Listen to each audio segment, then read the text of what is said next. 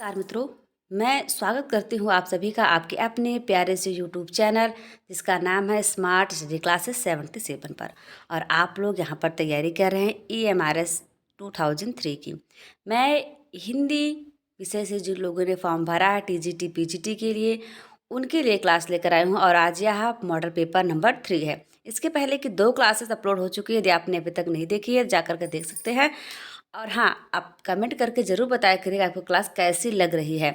उसके अलावा आप जानते हैं कि जनरल पेपर जो कि सभी के लिए अनिवार्य है, यानी सब, चाहे जो कोई हिंदी से हो, इंग्लिश से हो, संस्कृत से, चाहे जिससे भी हो, TGT PGT को फॉर्म उसने फिलअप किया है तो जनरल पेपर जो है सबके लिए अनिवार्य है। तो उसमें क्या है, आपका 80 नंबर का जो एग्ज़ाम होने वाला है, आपका reasoning, current affair, GK, GS, ICT, Hindi, general Hindi आएगी, नेशनल एजुकेशन पॉलिसी 2020 आएगी, चाइल्ड पेडागोजी का भी कुछ सेक्शन है। तो ये सब मिला कर के आपके 80 मार्क्स की तैयारी भी हमारे चैनल पर करवाई जा रही है, तो आप उसे ज़रूर जा कर के देखें। ठीक है, बहुत ही अच्छी और ज़बरदस्त क्लास होने वाली है आपके लिए। वैकेंसी तो ज़बरदस्त है ही, तो आप एकदम तैयारी करते रहिए। आप देखेंगे कि जितने भी मॉडल पेपर आपके लिए आएंगे उनसे आपको आपकी परीक्षा में प्रश्न हूबहू देखने को मिलेंगे। और आप बार बार इस बात को अपने दिमाग में बिठा लीजिए कि परीक्षा में माइनस मार्किंग है, तो बहुत सोच समझ कर प्रश्नों का जवाब आपको देना है।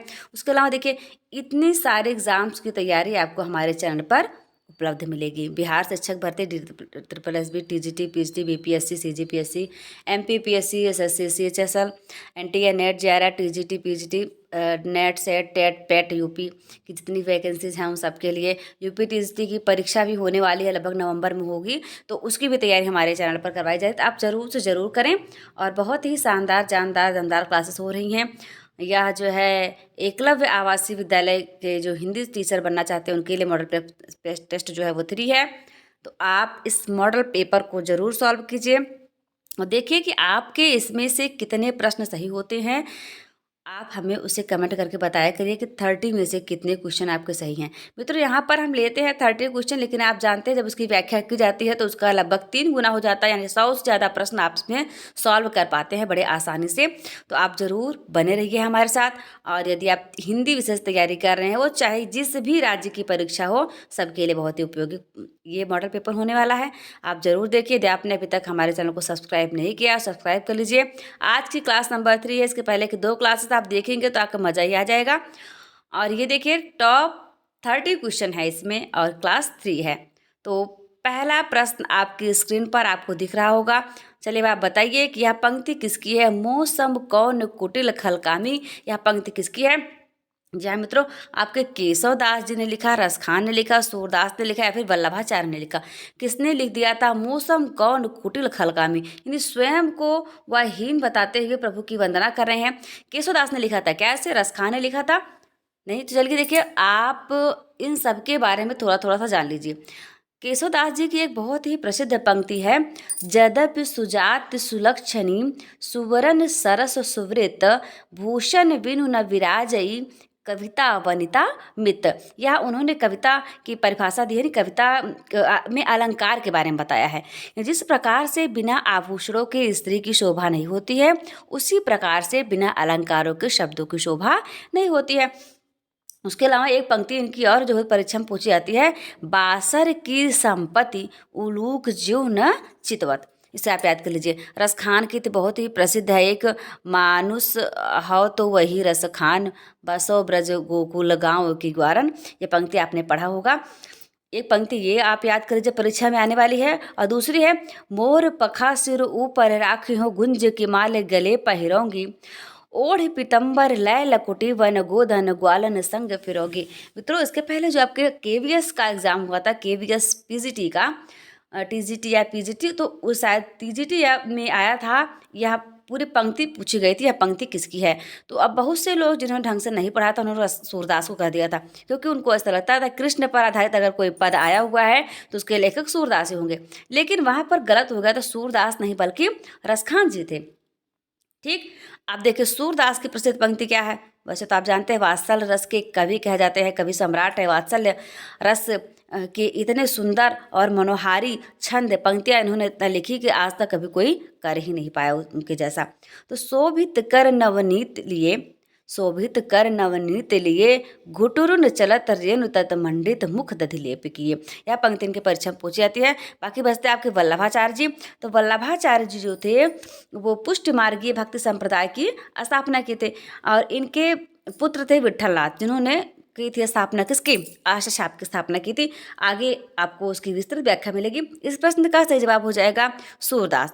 जी हाँ मित्रों, सूरदास जी ने प्रभु की भक्ति करते हुए कहा था, मौसम कौन कुटिल खलकामी, पंक्ति उन्होंने कही थी। और इनके जो गुरु थे वल्लभाचार्य जी, इन्होंने सूरदास जी ने वल्लभाचार्य से दीक्षा लिया था। ठीक है, वल्लभाचार्य से दीक्षा लिया था। और ये पहले जो है कहा जाता है कि ऐसे ज़्यादा ध्यान भक्ति में नहीं लगाते थे, बल्कि मतलब कृष्ण की भक्ति जो है वो इनके मार्गदर्शन से ही उन्होंने अच्छे अच्छे पदों की रचना की, ऐसा कहना का मतलब है। ये वल्लभाचार्य जी ने कहा, सूर हव की कछु भगवत भक्ति का गान करो, सूर हव की घघरात का है। इस प्रकार की पंक्ति है कुछ जो वल्लभाचार्य जी ने कही सूरदास जी को। और फिर उसके बाद से सूरदास जी चेते और उन्होंने इतने अच्छे अच्छे पदों का लेखन कर दिया कि हिंदी साहित्य में आज वो अमूल्य निधि बन गए हैं।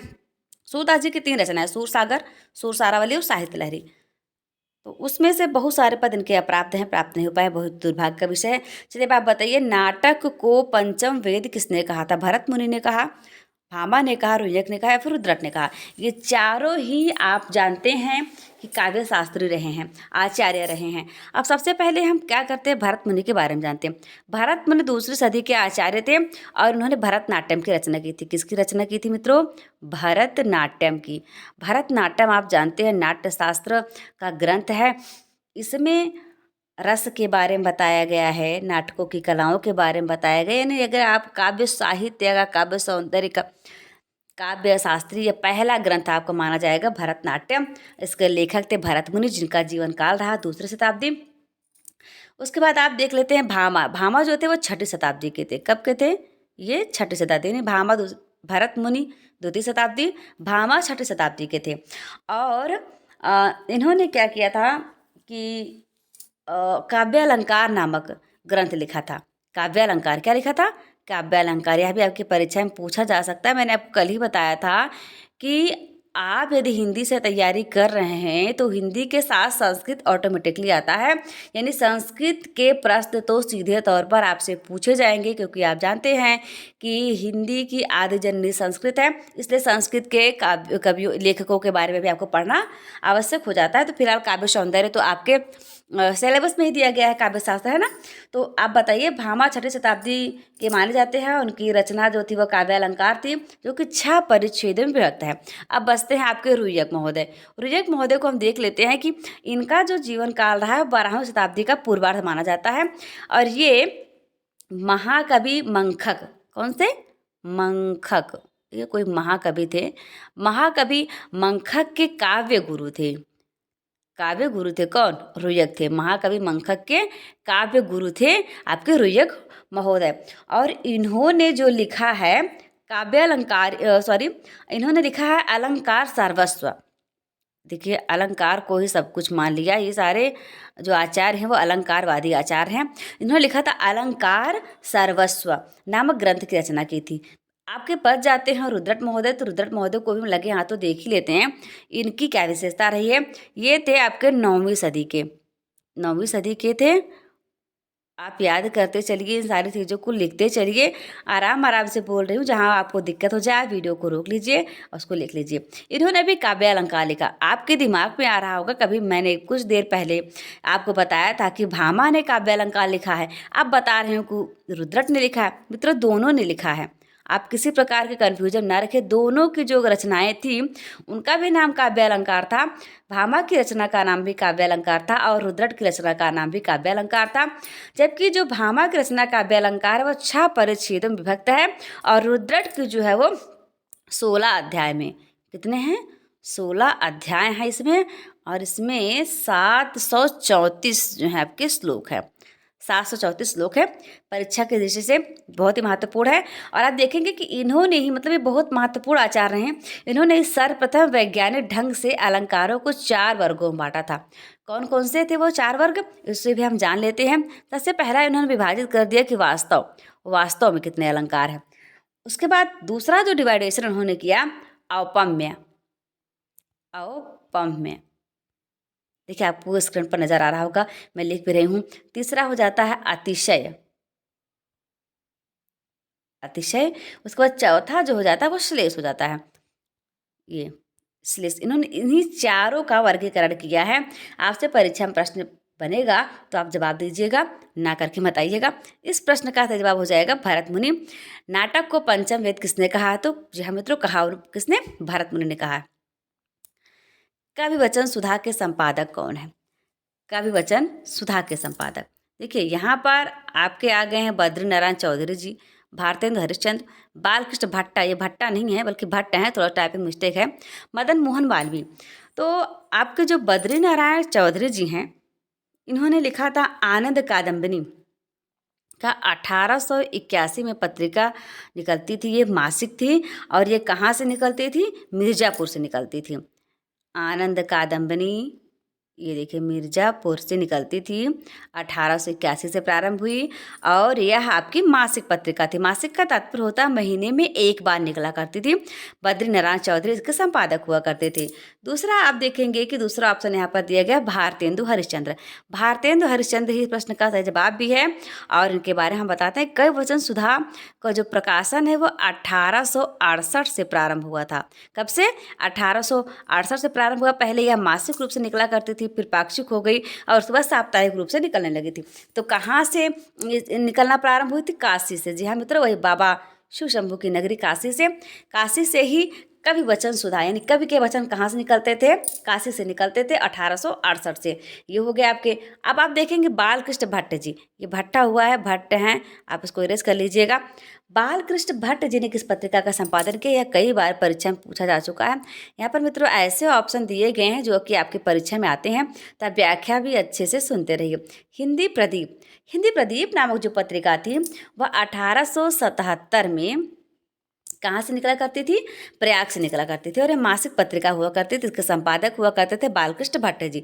बालकृष्ण भट्ट, हिंदी प्रदीप पत्रिका का नाम, 1877 सन, और स्थान क्या था? प्रयाग। जिसे पहले इलाहाबाद भी कहा करते थे और अभी फिर से इसको प्रयाग ही कहा जाने लगा। इसका प्राचीन नाम भी प्रयागराज ही था। अब देखिए मदन मोहन मालवीय जी, जिसे महामना मदन मोहन मालवीय कहा जाता है, तो उन्होंने क्या किया था? एक अभ्युदय नामक पत्रिका निकाली थी। अभ्युदय, याद कर लीजिए, मदन मोहन मालवीय, अभ्युदय को उन्होंने कब से निकालना प्रारंभ किया था? 1907 से निकालना प्रारंभ किया था। यह पत्रिका साप्ताहिक हुआ करती थी और यह भी निकला करती थी प्रयाग से। स्पष्ट हुआ आपको? प्रयाग से निकला करती थी, साप्ताहिक पत्रिका थी, 1907 से प्रारंभ हुई, अभ्युदय नाम था और संपादक कौन थे? मदन मोहन मालवीय। तो आप देख रहे हैं बद्रीनारायण चौधरी जो थे, बद्रीनारायण चौधरी ने आनंद कादम्बरी निकाला, भारतेंदु ने कविवचन सुधा, बालकृष्ण भट्ट ने हिंदी प्रदीप, मदन मोहन मालवीय ने अभ्युदय। इन सबका सन भी आप याद करते चलिए। आनंद कादम्बरी का जो वर्ष है वो 1881 है, मासिक निकला करती थी मिर्जापुर से। कविवचन सुधा का जो वर्ष है वो 1868 से प्रारंभ हुई, पहले मासिक थी, फिर पाक्षिक, फिर साप्ताहिक हो गई और काशी से निकला करती थी। और बालकृष्ण भट्ट द्वारा संपादित हिंदी प्रदीप पत्रिका थी जो कि 1877 से प्रारंभ हुई थी, मासिक पत्रिका थी, प्रयागराज से निकला करती थी। मदन मोहन मालवीय का आप देख ही रहे हैं, स्क्रीन पर दिख ही रहे आपको, अभ्युदय 1907 साप्ताहिक और प्रयागराज से निकला करती थी। ठीक है, आगे बढ़े। ये देखिए भारत दर्शन इस प्रश्न का जवाब हो जाएगा। मुक्तिबोध की आत्मकथा शीर्षक जो दिया गया है उसके लेखक कौन थे? विष्णुचंद्र शर्मा थे, अमृत राय थे, जगदीश चंद्र माथुर थे या फिर दीपांशी तिवारी थी? मित्रों देखिए यहाँ पर इसका जवाब हो जाएगा विष्णुचंद्र शर्मा। विष्णुचंद्र शर्मा जी ने लिखा था मुक्तिबोध की आत्मकथा। आप जानते हैं कि आत्मकथा जो है स्वयं लिखी जाती है, इसका मतलब ये आत्मकथा तो थी नहीं। आत्मकथा नाम देख करके आप यहाँ समझ लीजिए कि आत्मकथा थी। ये आत्मकथा बिल्कुल नहीं थी, आत्मकथा व्यक्ति स्वयं लिखता है। ठीक है, आप देखिए कि अमृत राय, ये दो हैं। अमृत राय ने क्या लिखा था? अमृत राय ने कलम का सिपाही नामक शीर्षक से प्रेमचंद की जीवनी लिखी थी। कौन थे ये? प्रेमचंद के बेटे थे और प्रेमचंद की जीवनी उन्होंने लिखा था। प्रेमचंद जी कथा सम्राट, उपन्यासकार कहे जाते हैं। उनकी रचनाएं व्यक्तिगत मुझे बहुत पसंद आती हैं, बहुत अच्छे लेखक हैं वो, मेरे प्रिय कवि लेखक कह सकते हैं आप उनको, बहुत पसंद है मुझे, क्योंकि उन्होंने देखिए गोदान लिखा, गबन लिखा, सेवा सदन लिखा, वरदान लिखा, जो भी लिखा, रंग भूमि, कर्म भूमि, जो भी लिखा, आप कहानी पढ़ते जाइए, उनकी कफन पढ़ते जाइए। उसके अलावा शतरंज के खिलाड़ी है, ईदगाह है, बूढ़ी काकी, जो भी कहानी आप पढ़ें बहुत ही हृदय विदारक, आपको तात्कालिक परिस्थितियों का इतना सचेत वर्णन किया उन्होंने, ऐसे आपको लगता है कि आप दृश्य को देख रहे हैं। तो भाई ऐसे प्रेमचंद जी के सुपुत्र हैं अमृत राय जी, और अमृत राय का विवाह हो गया किसके साथ? सुभद्रा कुमारी चौहान की जो पुत्री है सुधा चौहान के साथ हुआ। मतलब दो साहित्यकारों का अच्छा मिलाप हुआ है ना। चलिए, अब जगदीश चंद्र माथुर जी ने क्या लिख दिया था? जगदीश चंद्र माथुर ने लिखा था जिन्होंने जीना जाना, ये इनकी आत्मकथा थी, 1971 लिखा था। और दीपांशी तिवारी जो है वो आपकी भी बाल साहित्यकार हैं, ये उभरती हुई कलाकार हैं, ये थोड़ा थोड़ा लेखन करती, बहुत छोटी बालिका हैं ये, लेकिन लेखन में इनकी रुचि है और ये लिख रहे आगे चल करके बहुत ही प्रसिद्ध लेखिका बनने वाली, आप देखेंगे इनको। चलिए, प्रमुख अर्ध सम्मात्रिक छंद का उदाहरण नहीं। जी हाँ मित्रों, अर्ध सम्मात्रिक छंद का उदाहरण कौन सा नहीं है बताना है आपको। बरवै, दोहा, सोरठा या फिर चौपाई। अर्ध सम्मात्रिक का मतलब अर्ध यानी आधा, सम यानी कि बराबर, मात्रा यानी कि पहला और तीसरा, दूसरा और चौथा, जिसका चरण चलता है इस प्रकार से, उसे अर्ध सम्मात्रिक कहेंगे। जैसे देखिए अब बरवे जो होता है, बरवे विषम मात्रिक, क्यों? क्योंकि इसमें जो है 12 मात्राएं होती, 12 यह सब मात्रिक छंद तो है ही, लेकिन इसके जो विषम चरण होते हैं, विषम चरण में पहला और तीसरा चरण, इसमें 12 मात्राएं होती हैं, दूसरे व चौथे में 7 मात्राएं होती है। देखिए स्क्रीन पर आपको स्पष्ट लिखते हैं। बरवे में क्या होता है, पहले और तृतीय चरण, जिसे कि विषम चरण कहा जाता है, में 12 मात्राएं होती हैं। 12 मात्राएं होंगी आपको पहले और तीसरे में। उसके अलावा आपको दूसरे और चौथे में आपको 7 मात्राएं देखने को मिल जाती हैं, वहाँ पर आकर बरवे हो जाता है। फिर हम देखेंगे कि दोहा में ऐसा क्या होता है। दोहा में होता है प्रथम और तृतीय चरण में 13 मात्राएं होती हैं। कितनी मात्राएं? 13 मात्राएं। और द्वितीय और चतुर्थ चरण में 11 मात्राएं होती हैं। यह तो हो गया आपका दोहा में। और सोरठा में देखेंगे आप, उसका उल्टा हो जाता है, यानी पहले और तीसरे चरण में 11 मात्राएं हो जाएंगी, दूसरे और चौथे में 13 मात्राएं हो जाएंगी। दोहे का उल्टा सोरठा होता है, सोरठे का उल्टा दोहा होता है। तो आप जानेंगे चौपाई। चौपाई में 4 चरण होते हैं, यह सम मात्रिक छंद है। क्यों? क्योंकि इसके चारों चरण में समानताएं होती हैं और चारों ही चरण में 16 मात्राएं होती हैं। जैसे आप चौपाई पढ़ते हो, कोई भी चौपाई ले लीजिए। कर्म प्रधान विश्व रचि राखा, जो जस करे तासु फल चाखा। रामायण यानी रामचरितमानस कितनी पंक्तियां प्रसिद्ध हैं, आप देखेंगे सब चौपाई हैं। उसके चारों चरण समान है, सब में 16 मात्राएं होती हैं और अंत में जगड़ और तगड़ का आना वर्जित है। जगड़ तगड़ आप जानते हैं क्या होते हैं, जो आप जिनसे गणना की जाती है मात्राओं की। या माता राजभान सलगा हमने पढ़ाया हुआ, इसके पहले की भी जो प्रैक्टिस सेट यानी हमने देखे, आप देखिए हमारे चैनल पर जाकर लगभग 40 प्रैक्टिस सेट आपको मिलेंगे हिंदी के, साहित्य और व्याकरण के। आप जा करके उन सभी क्लासेस को देख लीजिए, क्योंकि मैंने आपको पहले बता दिया, साहित्य हो या व्याकरण हो, चाहे वो नेट जेआरएफ के लिए हो, चाहे वो टीजीटी पीएचडी के लिए हो, यदि आपके पाठ्यक्रम में वह टॉपिक है तो आप उसे अवश्य पढ़िए, चाहे जहाँ से पढ़िए, चाहे हमारे चैनल से पढ़िए, चाहे कहीं से भी पढ़िए, आपको टॉपिक सेम रहने वाला, कहीं से बदलने वाला नहीं है। इस प्रश्न का सही जवाब हो जाएगा चौपाई, क्योंकि चौपाई में 4 चरण होते हैं और चारों में 16 मात्राएं होती हैं। यह अर्ध सम्मात्रिक छंद नहीं बल्कि सम्मात्रिक छंद का उदाहरण है। चलिए, काग के भाग बड़ो सजनी, हरि हाथ सुलह गए माखन रोटी। यह पंक्ति जो है वो किसने लिखी थी? काग के भाग बड़ो सजनी, हरि हाथ से ले गए माखन रोटी। बताइए, तुलसीदास ने लिखा था? हाँ, किसने लिखा था? नंददास ने लिखा था या रसखान या फिर प्रेमदास ने? तो वो देखिए, तुलसीदास जी की बहुत ही महत्वपूर्ण पंक्ति आपको बता देती हूँ मैं। सुरतीय नरतीय नागतीय, सब चाहत अस होए। या इसको तो लिखा तुलसीदास जी ने, लेकिन इसके आगे की जो पंक्ति थी, गोद लिए हुलसी फिरे, तुलसी सो सुत हो, इसको कहा था रहीमदास जी ने। तो आप किसी प्रकार कन्फ्यूजन न रहे, यदि दोनों पंक्तियां साथ में आ जाए तो आप देखेंगे जो ऊपर वाली लाइन रहेगी सुरतीय नरतीय नागतीय, वह तो हो जाएंगे, उसके लेखक तुलसीदास हो जाएंगे। लेकिन जो आखिरी पंक्ति है, गोद लिए हुलसी फिरे, तुलसी सो सुत होए, उसको लिखा था इनके मित्र रहीमदास जी, इनके मित्र भी थे। अब देखेंगे हम नंददास जी ने ऐसा क्या किया था। अब देख नंददास की जो पंक्ति है एक देखिए बहुत ही प्रसिद्ध है। ताहि छिन उड़राज उदित, ताहि छिन उड़राज उदित, ताहि छिन उड़राज उदित। आप जिसको लयबद्ध करना आता है लयबद्ध भी कर लीजिए, लेकिन याद कर लीजिए। रस रास सहायक, कुमकुम मंडित बदन, प्रिया जनु नागर नायक। यह नंददास की पंक्ति है, आप इसे याद कर लीजिए। परीक्षा में पूछिए सती आपसे तो आप गलत करके नहीं आएंगे। अब इस प्रश्न का जो सही जवाब हो जाएगा रसखान।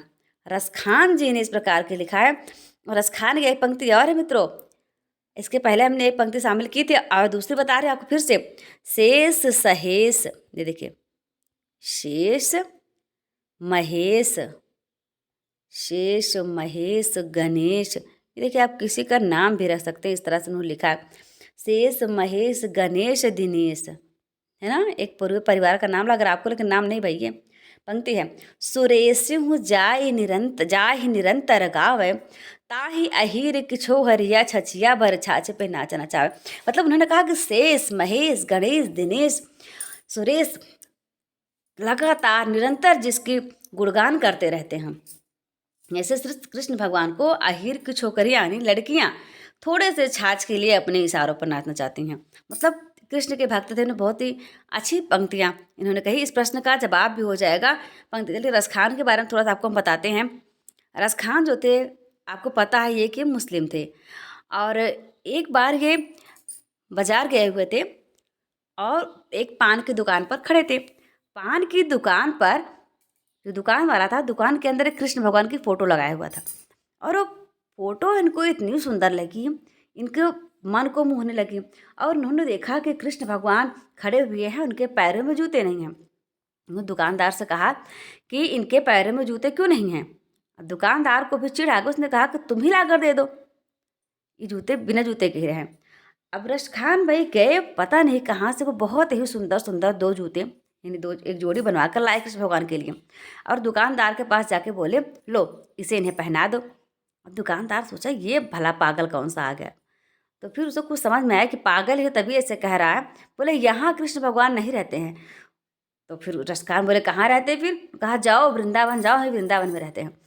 तो रसखान कृष्ण भगवान को ढूंढते ढूंढते हाथों में जूते लिए हुए कृष्ण भगवान को ढूंढते ढूंढते चले गए वृंदावन, और वहीं पर उन्होंने कृष्ण भगवान की भक्ति प्रारंभ की। कृष्ण भगवान के भक्त हो गए वो, ठीक है।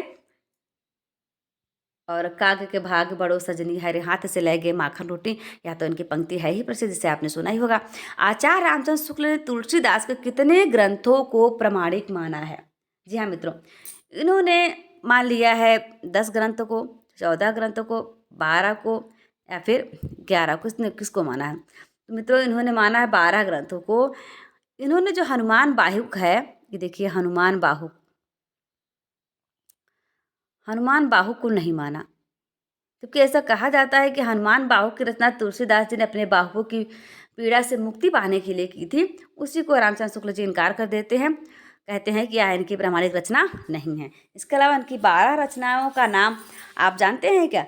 नहीं जानते हैं तो याद कर लीजिए। श्री कृष्ण गीतावली, रामचरितमानस, पार्वती मंगल, जानकी मंगल, बरवै रामायण, विनय पत्रिका, इस प्रकार की तमाम रचनाएं उनकी जो है 12 रचना आचार्य रामचंद्र शुक्ल जी ने मानी है। तो आप उन सबको याद कर लीजिए। आपसे परीक्षा में उनकी भाषा के बारे में पूछा था, जैसे विनय पत्रिका की भाषा क्या है आपसे पूछ लेगा, वैराग्य संदीपनी की भाषा क्या है, गीतावली में किसका वर्णन किया गया है, पार्वती मंगल क्या क्या है, किस कब लिखा गया। तो इनसे प्रश्न बनते हैं, आप इसे भी पढ़ के चलिए। प्रयोग के आधार पर शब्द के कितने भेद होते हैं? जी हाँ मित्रों, प्रयोग के आधार पर आपको बताना शब्द के कितने भेद होते हैं। 8 भेद होते हैं, 5 भेद होते हैं, 3 या फिर इनमें से कोई नहीं। तो मित्रों इसके होते हैं 8 भेद। अब कौन कौन से आपको आता है, लेकिन थोड़ा सा आप ध्यान नहीं दे पा रहे हैं। संज्ञा, अब याद आना शुरू हुआ। सर्वनाम, संज्ञा सर्वनाम, उसके बाद क्रिया, क्रिया विशेषण, संज्ञा सर्वनाम क्रिया, क्रिया विशेषण, विशेषण, संबंध बोधक, समुच्चय बोधक और विस्मयादि बोधक। ये जो है वो सब प्रयोग के आधार पर शब्द के भेद हैं। ऑप्शन नंबर ए सही हो जाएगा। प्रमुख संत कवि एवं उनको गुरुओं का सही जोड़ा कौन सा नहीं है? क्या धर्मदास के गुरु कबीरदास जी थे? बिल्कुल थे भाई। मलोकदास के गुरु पुरुषोत्तम थे? बिल्कुल थे। रैदास के गुरु रामानंद थे? बिल्कुल थे। पीपा के गुरु दादू थे? बिल्कुल नहीं थे भाई। पीपा के गुरु भी कौन थे? रामानंद ही थे। कौन थे? रामानंद के 12 शिष्य थे, आपको पता ही है ना। तो 12 शिष्यों में भी शामिल थे। पीपा के गुरु कौन थे? वो रामानंद थे। इसलिए यहाँ पर इस प्रश्न का सही जवाब हो जाएगा ऑप्शन नंबर सी, यानी कि गुरुओं का जो जोड़ा सुमेलित नहीं है, ऑप्शन नंबर सी है जो सुमेलित नहीं है। यहाँ भी सही सुमेलित नहीं है होना चाहिए, लेकिन टाइपिंग में थोड़ा सा छूट गया है। सुमेलित नहीं है, आपको बताना है कौन सा सुमेलित नहीं है। योग दर्शन के प्रवर्तक पतंजलि हैं? बिल्कुल हैं। न्याय दर्शन के गौतम मुनि हैं? बिल्कुल। वैशेषिक के कणाद मुनि हैं? 100% सही है। लेकिन सांख्य दर्शन के जो है वो शंकराचार्य नहीं है, यानी ये गलत हो जाएगा। सांख्य दर्शन के कपिल मुनि हैं। कौन है? कपिल मुनि। कपिल मुनि, तो आप इसको देख लीजिएगा। कपिल मुनि ने सांख्य दर्शन की स्थापना करी थी। तो इस प्रश्न का सही जवाब हो जाएगा ऑप्शन नंबर डी। इसमें सही सुमेलित नहीं है, इसे ध्यान में रखकर ही आपको इसको सॉल्व करना है, ठीक है। ऑप्शन नंबर डी सही होने वाला है। चलिए अब आप बताइए, निम्न में से असत्य कथन की पहचान करना है आपको। असत्य कथन कौन सा है? जिन शब्दों का रूप परिवर्तन होता है उन्हें विकारी कहते हैं। जिन शब्दों के रूप में कभी कोई परिवर्तन नहीं होता वे अविकारी शब्द होते हैं। विकार की दृष्टि से शब्दों को भी 5 भागों में बांटा गया है। सार्थक और निरर्थक अर्थ की दृष्टि से 2 भेद शास्त्रों में बताए गए हैं। आपको बताना है इसका सही जवाब क्या होगा, अच्छी तरीके से पढ़ लीजिए। तो मैं बता देती हूँ, ऑप्शन नंबर सी जो है सही जवाब हो जाएगा। यानी विकार की दृष्टि से इन्हें 5 भागों में थोड़ी बांटा गया। देखिए 5 भागों में नहीं बांटा गया भाई, 2 भागों में बांटा गया, विकारी और अविकारी। तो 5 कहाँ से हो गए? यहाँ तक ध्यान पहुँचना चाहिए आपका। आपको आता सब कुछ है लेकिन समय पर याद नहीं रहता है। लोहे की दीवार के दोनों ओर, लोहे की दीवार के दोनों ओर यह कृति किसकी है बताना आपको। राहुल सांकृत्यायन की, डॉक्टर नगेंद्र की, रामऋषि बेनीपुरी का, फिर यशपाल की। राहुल सांकृत्यायन के बारे में अगर हम देखें तो इन्होंने लिखा है मेरी लद्दाख यात्रा, मेरी तिब्बत यात्रा, यानी यात्रा वृत्तांत। इन्हें घुमक्कड़ शास्त्र कहा जाता था क्योंकि ये बहुत ही घूमते थे, कहीं ना कहीं यात्रा करते ही रहते थे। तो मेरी तिब्बत यात्रा को उन्होंने लिखा था 1937 में। फिर देखिए आप राम वृक्ष बेनीपुरी जी, राम वृक्ष बेनीपुरी जी का यात्रा साहित्य बहुत प्रसिद्ध है। क्या नाम है उसका? पैरों में पंख बांधकर, 1952 में लिखा था उन्होंने। पैरों में पंख बांधकर 1952 में। उड़ते चलो 1954 में लिख दिया था, 1954 में। और लोहे की दीवार के दोनों ओर कृति जो है यशपाल की है। और इसके अलावा इन्होंने यानी इसको लिखा था कब, याद नहीं आ रहा है मुझको, 1953 में। जी हाँ, 1953 में इन्होंने लिखा था लोहे की दीवार। और दीवार की दोनों ओर, लोहे की दीवार के दोनों ओर लिखा था इन्होंने 1953 में। और एक और इन्होंने लिखा था राह बीती, वो कब लिखा था? 1956 में, 1956 में। आप इसे याद कर लीजिएगा, ऑप्शन नंबर डी यहाँ पर सही हो जाएगा। लोहे की दीवार के दोनों ओर यशपाल जी ने लिखा था 1953 में। ठीक है, आगे बढ़ते हैं। चलिए आगे आपको घुमक्कड़ शास्त्र यात्रावृत्ति के लेखक कौन है? तो यदि आपने इसके पहले वाले प्रश्न की व्याख्या को ध्यान से सुना है तो बहुत अच्छे तरीके से आप जवाब दे पाएंगे। और मैं वैसे उम्मीद करती हूँ कि आपने बहुत ध्यान से सुना होगा, फट से आपने आंसर बता दिया होगा। डॉक्टर नगेंद्र हैं, अज्ञेय हैं, राहुल सांकृत्यायन या फिर शिव प्रसाद गुप्त हैं। तो मित्रों चलिए हम जानते हैं थोड़ा सा अज्ञेय जी के बारे में। अज्ञेय जी ने जो यात्रा वृत्तांत लिखा था, अरे यायावर रहेगा याद, 1953 में लिख दिया था। इसके पहले आपने देखा था 1953 में ही लोहे की दीवार के दोनों ओर लिखा गया था ना, यशपाल ने लिखा था। और अरे यायावर रहेगा याद भी 1953 में लिखा गया। एक बूंद सहसा उछली, एक बूंद सहसा उछली कब उछली? 1960 में उछली। यानी यह भी यात्रा वृत्तांत है अज्ञेय जी का, यह भी उन्होंने लिखा था 1960 में।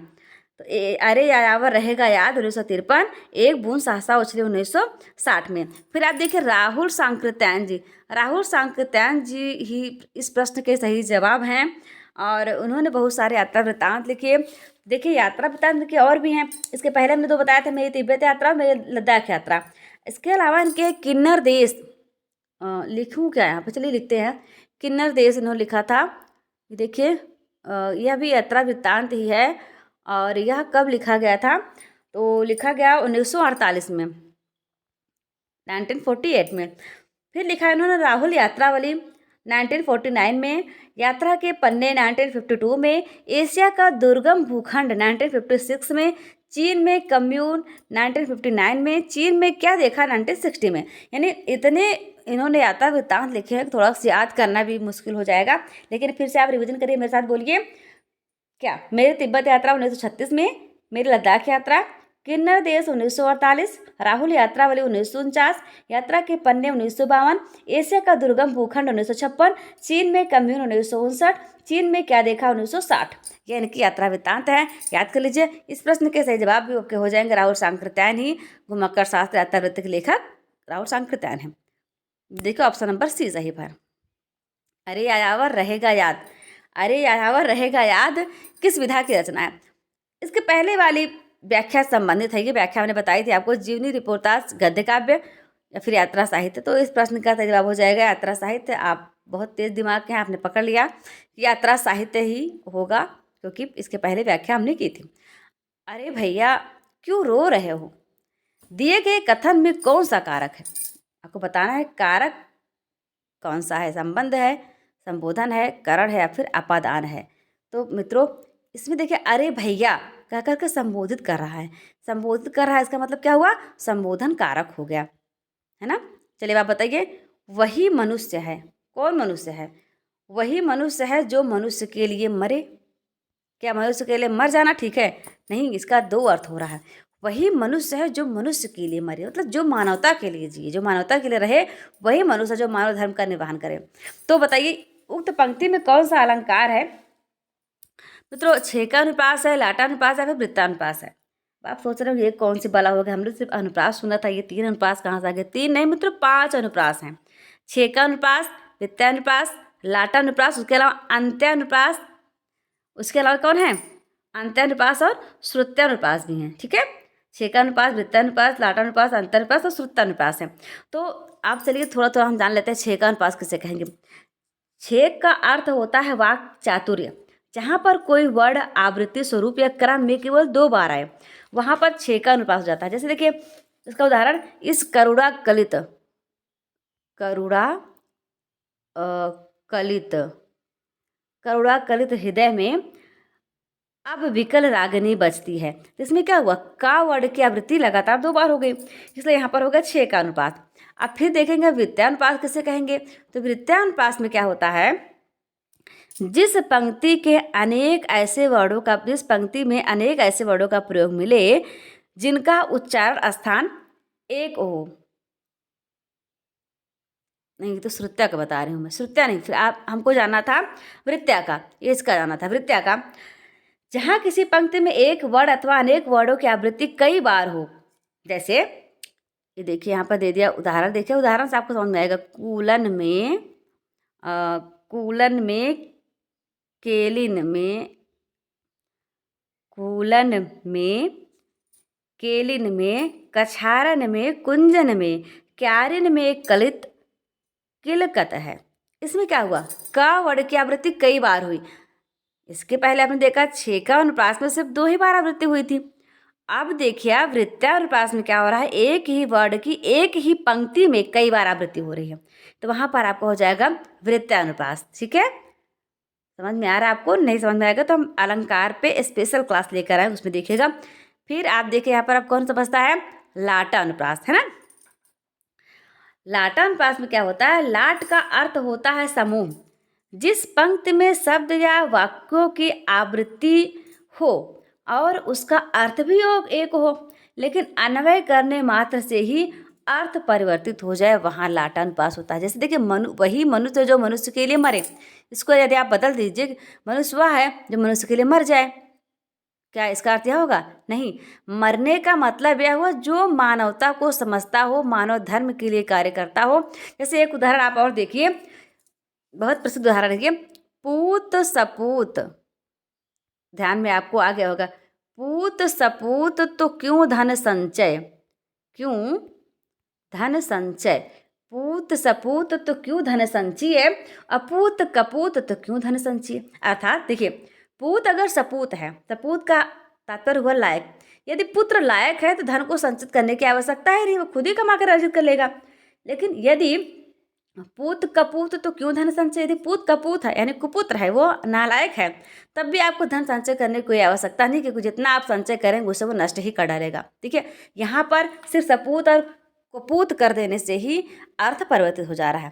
तो यहाँ पर आपका क्या हो जाएगा, लाटानुप्रास। इस प्रश्न का सही जवाब भी लाटानुप्रास होगा। देखिए हमने कहा था कि अनुप्रास के 5 भेद होते हैं, इसलिए आपको हम बताएंगे किसके बारे में, अंत्यानुप्रास के बारे में बताएंगे। अंत्यानुप्रास, इसमें क्या होता है, जिस रचना की पंक्ति के दोनों चरणों या पदों के अंत में स्वर या व्यंजन की समानता हो, वहाँ अंत्यानुप्रास होता है। जैसे छिनकु उघारत छिन छुअति, राखत छिनकु छिपाए, सब दुन पिय खंडित अधर, दर्पण देखत जाए। यहाँ पर आप देखेंगे जो दोनों पंक्तियों में ई है ना, छिपाई आय जाय की समानता हो रही है, लास्ट के जो अक्षर होते हैं वो मिलते रहते हैं, उन्हें आप कहेंगे अंत्यानुप्रास, अंत में जिसमें समानता होती है। फिर आपका बनता है श्रुत्यानुप्रास, जिसे मैं बता रही। श्रुत्यानुप्रास में क्या होता है कि उसमें जिस पंक्ति के ऐसे वर्ण का प्रयोग मिले जहाँ पर जिनका जो उच्चारण स्थान वह एक ही होता है। जैसे ते ही निस में शीत पह जाई, त्रिजटा कह सब कथा सुनाई।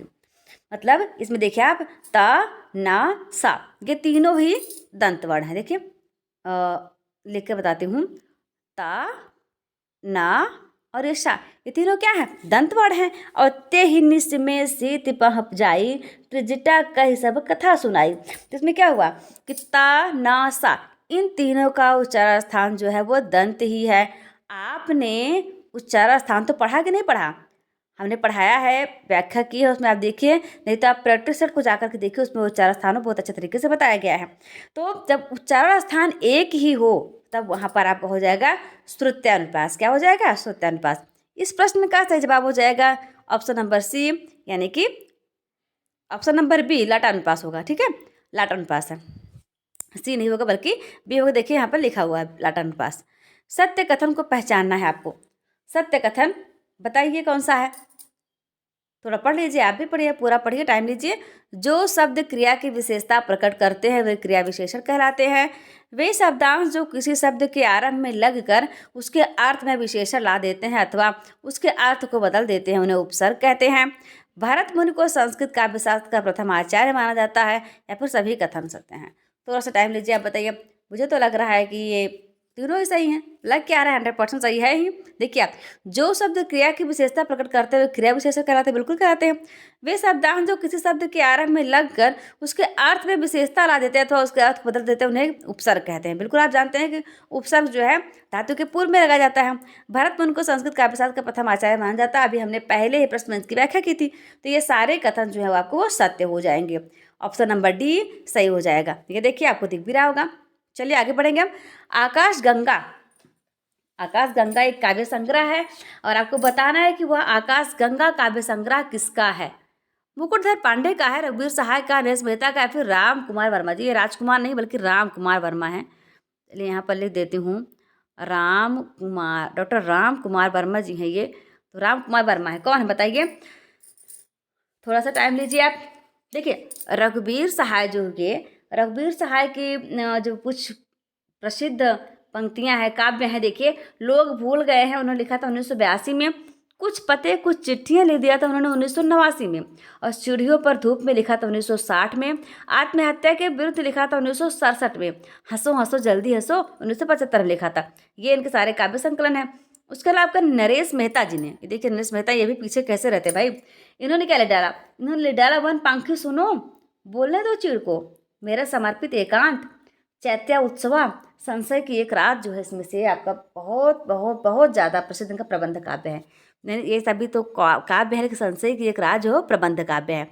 आज से पूछा जाएगा उसकी विधा क्या था, आप बताएंगे कि प्रबंध काव्य है। तो मित्रों इस प्रश्न का जवाब, सही जवाब जो होगा वो हो जाएगा आकाशगंगा काव्य संग्रह जो है, और आपके डॉक्टर राम कुमार वर्मा जी की है। यहाँ पर राजकुमार दिया गया है, कोई बात नहीं, मिसप्रिंट है थोड़ा सा, राम कुमार वर्मा है। आप स्वयं भी जान रहे हैं कि राम कुमार वर्मा जो है वही लेखक रहे हैं, तो वो लिखे हैं इसको। चलिए अब हम आगे देखेंगे अगला प्रश्न। भारतेंदु का प्रथम नाटक, भारतेंदु यानी कि भारतेंदु हरिश्चंद्र जी। भारतेंदु हरिश्चंद्र जी का पहला नाटक कौन सा है? भारत जननी है, भारत दुर्दशा है, विद्या सुंदर या फिर चंद्रावती है। मित्रों, भारत दुर्दशा जो है आपके नेट जेआरएफ के सिलेबस में भी दिया हुआ है, तो इसे आप पढ़ना है आपको, आप पढ़ते रहिए। बताइए आप पहला कौन सा है? तो मित्रों विद्या सुंदर होगा। पहला जो नाटक है भारत हरिश्चंद्र जी का, वो ऑप्शन नंबर सी से हो जाएगा, विद्या सुंदर। चौथा, सप्तक वे संकलित कवियत्री हैं। चलिए हम जानते हैं सप्तक के बारे में। सप्तक कितने प्रकाशित हुए? सप्तक जो है वो 3 प्रकाशित हुए थे। पहला आया था 1943 में। अब 1943 में जो था उसे सिर्फ सप्तक कहा जाता है, ठीक है। तो उसमें कौन कौन से थे? उसमें आपके अज्ञेय थे, सिर्फ पहला अक्षर लिख रहे हूँ। उसके बाद रामविलास शर्मा थे, फिर दूसरे आपके थे मुक्तिबोध, है ना। फिर आपके थे प्रभाकर माचवे, और उसके अलावा कौन थे? नेमीचंद्र जैन, फिर और थे गिरजा कुमार माथुर, है ना। गिरजा कुमार माथुर के थे भारत भूषण अग्रवाल। ये आपके थे जो 1943 में तार सप्तक निकला था, उसके कवि थे अज्ञेय जी, रामविलास शर्मा, मुक्तिबोध, प्रभाकर माचवे, नेमीचंद्र जैन, गिरजा कुमार माथुर और भारत भूषण अग्रवाल। ये सातों थे प्रथम। उसके बाद दूसरा तार सप्तक निकला था 1951 में। कब निकला? 1951 में। इसमें कौन कौन से कवि थे भाई, लेखक थे? तो इसमें थे आपके शमशेर बहादुर सिंह, शमशेर बहादुर सिंह। उसके बाद भवानी, शमशेर बहादुर थे, फिर भवानी आ गई। उसके बाद शकुंत माथुर, शकुंत माथुर के बाद आ गया हरिनारायण व्यास जी। कौन है? हरिनारायण व्यास। उसके बाद आ जाते हैं नरेश मेहता, फिर धर्मवीर भारती, धर्मवीर भारती, नरेश मेहता, धर्मवीर भारती और रघुवीर सहाय। रघुवीर ही सबके अंत में सहाय होते हैं, तो रघुवीर सहाय भी इसमें आ जाते हैं। रघुवीर सहाय को लेकर के 7 लोग हो गए इस तार सप्तक में। अब आप देखेंगे तीसरा जो तार सप्तक था, तीसरा तार सप्तक जो कि आया था 1959 में। कब आया था? 1959 यानी कि 1959 में। इसमें थे प्रयाग नारायण त्रिपाठी। याद करते चलिए कौन कौन थे? प्रयाग नारायण त्रिपाठी, उसके बाद मदन वात्स्यायन जी थे, फिर विजय देव नारायण शाही थे। कौन थे? विजय देव नारायण शाही। कुंवर नारायण भी थे, विजय नारायण भी थे, कुंवर नारायण भी थे, और सर्वेश्वर दयाल सक्सेना जी थे। सर्वेश्वर दयाल सक्सेना, केदारनाथ सिंह और कीर्ति चौधरी, ये थे तीसरे तार सप्तक में। अभी देखिए आपको अभी तक कवित्री मिली नहीं है जो इसमें होने ऑप्शन में आपको दिख रही है, यानी इससे क्या अंदाजा लगाइए आप कि चौथे तार सप्तक में जरूर होंगे, क्योंकि 4 तार सप्तक निकले हैं अभी तक। चौथे में कौन कौन से कवि थे? देखिए पहले तो चौथा जो है 1979 में निकाला गया, और इसमें थे अवधेश कुमार, राजकुमार, अवधेश कुमार, राजकुमार और कुंभज, स्वदेश भारती, नंदकिशोर आचार्य, सुमन राजे, श्रीराम वर्मा, राजेंद्र किशोर। अवधेश कुमार, राजकुमार, स्वदेश भारती, नंदकिशोर, सुमन राजे, श्रीराम वर्मा, राजेंद्र किशोर, ये आपके थे कौन? तार सप्तक के कवि, चौथे तार सप्तक के कवि थे, ठीक है। याद कर लीजिए। इसमें आपके आगे सुमन राजे, यानी आपका सही जवाब हो जाएगा सुमन राजे। अवधेश कुमार, राजकुमार, स्वदेश भारती, नंदकिशोर, सुमन राजे, श्रीराम वर्मा और राजेंद्र किशोर, ये 7 लोग चौथे तार सप्तक में शामिल थे। यानी इस प्रश्न का सही जवाब हो जाएगा option number A, option number A यानी कि सुमन राजे। ये देखिए सही है। रामानंद के शिष्यों की संख्या कितनी थी भाई? ये तो बहुत ही आसान प्रश्न है। 10, 8, 12, 4 कितने थे? जितनी के आचार्य रामचंद्र शुक्ल जी ने जितनी तुलसीदास जी की रचनाओं को प्रमाणिक माना है, उतने ही शिष्य थे रामानंद जी के। तो बताइए आप कितनी रचनाओं को माना है? जी हाँ, बिल्कुल सही जवाब, 12 रचनाओं को प्रमाणिक माना है, और 12 ही शिष्य थे आपके रामानंद जी के। बांधा था विधु को किसने, इन काली जंजीरों से, मणि वाले पड़ियों का मुख क्यों भरा हुआ है हीरों से। पंक्ति में कौन सा अलंकार है को बताना है। उत्प्रेक्षा है, उपमा है, अतिशयोक्ति या फिर श्लेष है। चलिए आप सोचते रहे, तब तक हम थोड़ा सा व्याख्या कर देते हैं। देखिए उत्प्रेक्षा क्या होता है? अप्रस्तुत के रूप में प्रस्तुत कल्पित होए, उत्प्रेक्षा अलंकार सुठी कह रसकाल कभी सोए। यानी कि उत्प्रेक्षा यानी जहाँ पर अनुमान या संभावना लगाई जाए, और जिसमें जो वाचक चिन्ह होते हैं आप देखें जहाँ भी आपको दिख जाए, क्या मनु, मकु, मनो,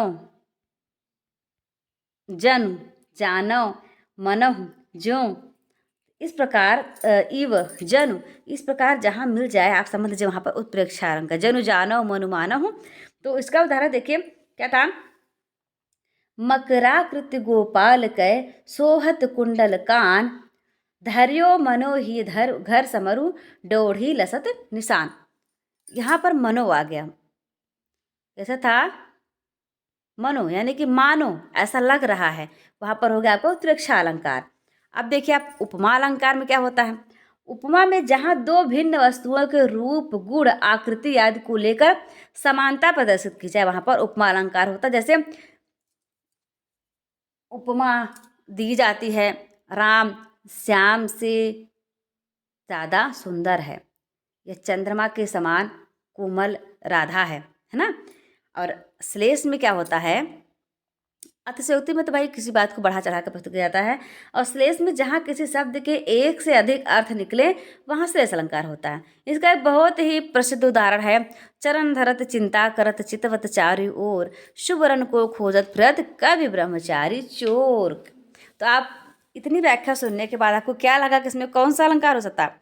बांधा था विधु को किसने इन काली जंजीरों से, मणि वाले फड़ियों का मुख क्यों भरा हुआ हीरो से। तो आपको नहीं लगता है कि इसमें बढ़ा चढ़ा कर वर्णन किया जा रहा है भाई, तो अतिशयोक्ति अलंकार ही तो होगा यहाँ पर। थोड़ा समझने का प्रयास करिए, आप इसका भी अभ्यास करते जाइए। अतिशयोक्ति अलंकार है यहाँ पर। कबीर की बानियों का सबसे पुराना नमूना किस ग्रंथ में मिलता है।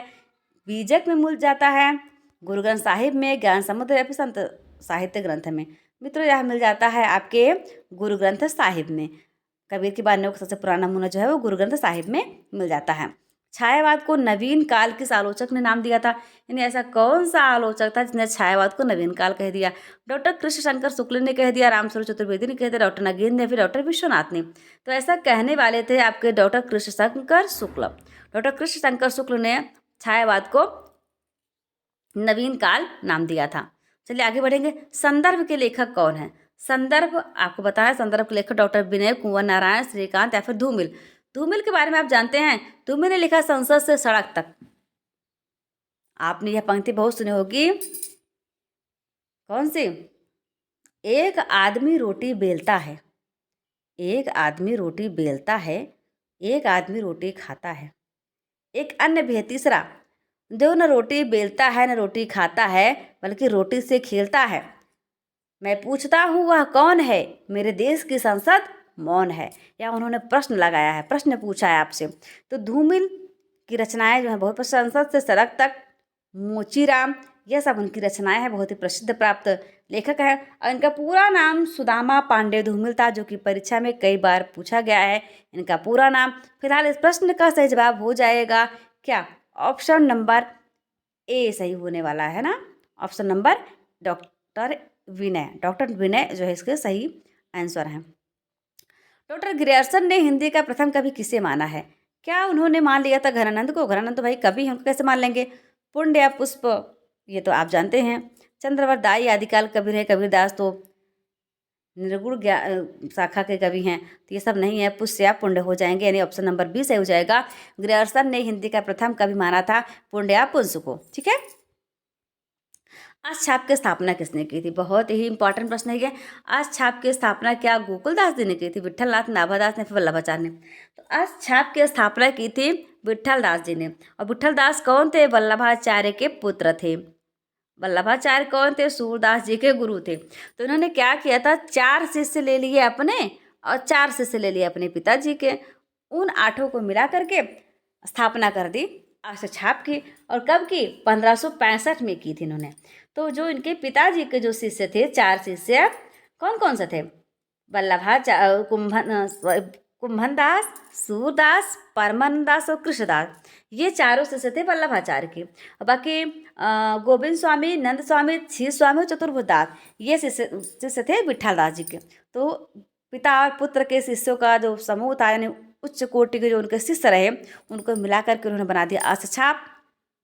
अष्टछाप के कवियों में सर्वश्रेष्ठ माने जाते हैं आपके सूरदास जी। तो इस प्रश्न का सही जवाब होगा ऑप्शन नंबर बी। मोह समकौन कुटिल खलकामी, यह रिपीट हो गया है, आप जानते ही हैं। केशवदास हैं क्या? फिर से बताइए, केशवदास हैं, रसखान हैं, सुहृद वल्लभाचार्य हैं। मित्रों देखिए, इन सब के बारे में आपको बता दिया। रसखान को आप जानते ही हैं। केशवदास जी को, केशवदास जो थे वो रीतिकाल के बहुत ही रसिक कवि थे। क्यों? भाई उनकी जो पंक्तियाँ हमें लिखने पढ़ने को मिलती है, उन्हीं के आधार पर अनुमान लगाते हैं हम। उनकी एक पंक्ति मिली जिसे पढ़ कर के आप अनुमान लगा सकते हैं। क्या उन्होंने क्या लिखा है, आपको बताती हूँ, थोड़ा सा आप भी पढ़ेंगे तो आपको भी समझ में आएगा कि हाँ लिखा था उन्होंने क्या। केशव जी, केशवदास जी जब बूढ़े हो जाते हैं, उनके बाल सफ़ेद हो जाते हैं, तो उन्हें इस बात का बड़ा गम होता है। क्यों होता है भाई?